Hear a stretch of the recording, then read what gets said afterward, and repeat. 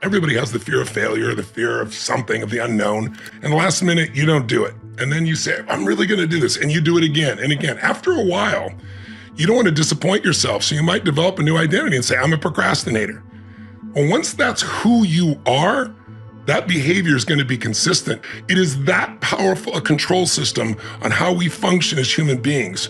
So anything you attach the words I am to over and over again, consistency with your language, with your emotion, and with an emotional intensity, you'll eventually become it because it becomes a belief, and a belief is self-fulfilling. Whether you think you can, whether you think you can't, you're right. So often people say, I'm not that kind of person. What kind of person? And when did you define yourself? A year ago, 5 years ago, 10 years ago, 20 years, 30 years ago? Most people, it was a long time ago. And maybe at the end of this conversation, it's time to update your sense of identity. Maybe it's time to expand it. Maybe it's time to take some of the labels off that might limit you. Maybe it's time to look at some that you want to define yourself by as you move for the next 5 or 10 years of your life of growth and expansion. Self-esteem does not come from what people say about you. Self-esteem comes from what you experience about yourself. See, someone can tell you your whole life you're a piece of crap, and part of you go, you're full of it, I'm gonna show you. Lots of people have done that. They never bought it. Or someone tell you you're beautiful your whole life, you go, I'm not really beautiful. So what people tell you doesn't matter at all. It's what you stack. It's what you assemble. It's what you create. It's the habit of what you put in your head. There are situations where people get in a certain emotional state. They're scared, they're angry, they're afraid, they're whatever, and they behave a certain way. But if they do that several times, they might say, that's the kind of person I am. And once you do, it's self-fulfilling. Or worse, you know somebody and they were mean to you sometime, and they're harsh. Oh, they're such a mean, harsh person. Well, I bet they're different with their child. I bet they're different when they're not under stress. So when we give somebody an identity, we limit our ability to actually reach that soul or that spirit, and we limit our own world. And we put ourselves in a place of judgment of others. And when we're judging others, who's the first person we're going to judge? Ourselves. People get vested in their trauma. People get vested in their pain. If you want to know the largest drug on the planet, it's not, some prescription drug. The biggest, drug on the planet is problems. Because everyone has a deep fear. Everyone. And the deepest fears we have are two. One is that we're not enough. We're not smart enough, young enough, rich enough, pretty enough, funny enough, something enough. And if we're not enough, it's the deepest fear we have, which is we won't be loved. And love is the oxygen to the soul. Because as human beings, if you get in your head, you're dead. Almost all of us can find something to be upset about. That's the nature of the mind. You need something that gets you to move forward. And I feel so bad for the generation today, Z generation millennials, because so many of them are now talking about not even having children because of the exaggeration of the problems. We've always had problems, and we've always learned to adapt to these challenges, whatever those challenges may be.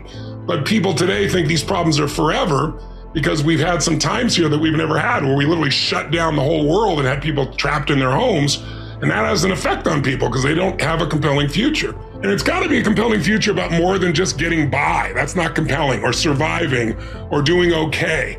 The secret to anyone who succeeded is they found something they care about more than themselves. People make these generalizations because they don't understand how human behavior and how the human mind works. But once you understand there's only so many patterns, you can start to identify a pattern, and then the second step is to start to use it instead of letting it use you.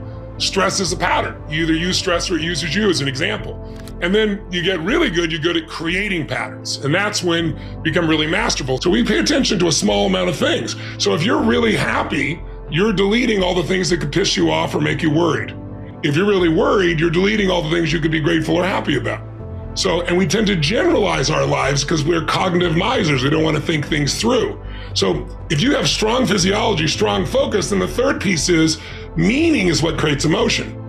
If somebody says something and you go, they're disrespecting me, or they're challenging me, or they're coaching me, or they're loving me. Well, whichever word you select for those sensations in your body, your biochemistry becomes. And so, somebody might say, this happened to me because God's punishing me, or this happened to me because God's challenging me, or this problem's here because it's a gift from God, or someone else says it has nothing to do with God. It's the fact that I've been a lazy bastard, right? Whatever it is you do in your head, there is a biochemical effect. So there's the body, there's the focus, and there's language. Those three shape how you feel moment to moment. So many people that are abundant that are angry all the time because they're angry because they're not growing. I know some people are not a good influence. I'm not denying that. I'm just saying you're more than somebody's influence unless you obsess about it every moment and make them wrong so you can make yourself feel superior morally, psychologically, or spiritually. Stop the pattern. We've all done it. Catch yourself. Because if you want joy, happiness, and freedom and an extraordinary life, it will not come from blame. Never. There's no pride that comes from blame. I don't mean fake pride where you make up to feel good. I'm talking about real pride. Pride is something you earn. Like, unless you expand your identity, you're gonna basically keep where you are. You might improve a little or not. You might go up and down a bit, but you're gonna stay within a realm.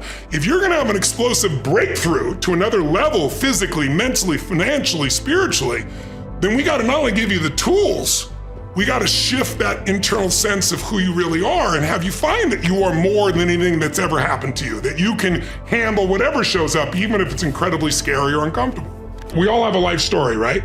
Some people's life is a warning, some people's life is an example. So what I'm looking for is what's their story? And the story is driven by, number one, what's their desire? If you go to a movie, read a book, in the first few minutes, the main character, you'll discover what their desire is. Is it to merge with God? Is it to find a great relationship and have children? Is it to free themselves from being enslaved? Whatever it is, there's a driving desire. And then there's always, as soon as you have a desire, there's a problem, because otherwise you'd have your desire. And the problem usually is character pieces missing within yourself. You're being selfish, you're not giving enough, you're not creative enough, you're not trusting enough, something enough. And then as you go through the story of a person's life, what happens is plan doesn't work, you end up having battles, and the battles invariably are with external enemies, with intimate enemies. Like, who can hurt you more, the person you don't know or the person you love who seems to have betrayed you? And then there's the internal enemy, the conflicts within yourself. And as you fight through those battles, if you continue to grow, you come to a point where you have insights. You see what the real truth is. It isn't somebody else, it's me. This is what needs to shift. And if you see that and act on it, kind of jump through the opening, so to speak, then life's never the same again, or life is happily ever after, because you've made a shift in the core values and beliefs and emotions that are driving your life. There's something inside you that's bigger than anything that's ever happened to you, that ever could happen to you. And tapping in and finding that part of yourself is how you get someone to have sustained strength. The mind is constantly dissecting things, separating, comparing. But when you look back and you take a look at somebody's life and you look at the totalitarian aspect of, what am I here to serve? What am I here to give? What am I being called to for life? So identity and compelling future are the ultimate things that shape people. If you're not doing it, you don't own it. You don't experience it. So I'm a big believer in immersion, where someone has to grow, where it's not a should grow, it's a have to grow. There's no choice. But all of this fear has put people in a place where there's no compelling future. And that's one of the things that we all need. We can all deal with the difficult today if we have a compelling tomorrow. So everybody's got to find what it is that they really love. But the skills you got to master to have life on your terms is, one, the science of achievement. That's what you're describing. How do I take what I envision and make it real?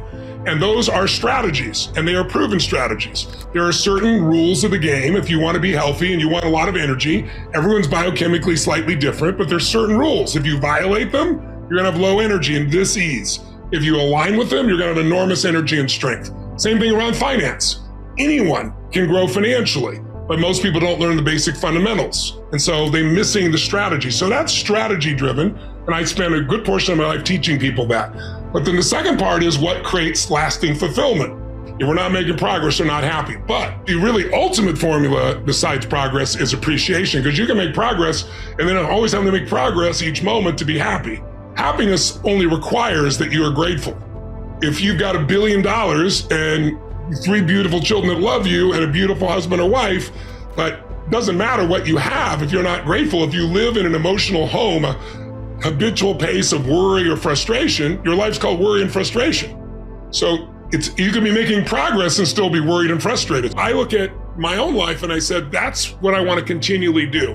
And it's a never-ending process of saying, how do I keep pushing myself? People go through different stages of life. And your birth to 20 is one stage of life. And everyone has a different stage, but you're primarily receiving information, learning, growing. 21 to, let's say, 41 is you're the soldier of society.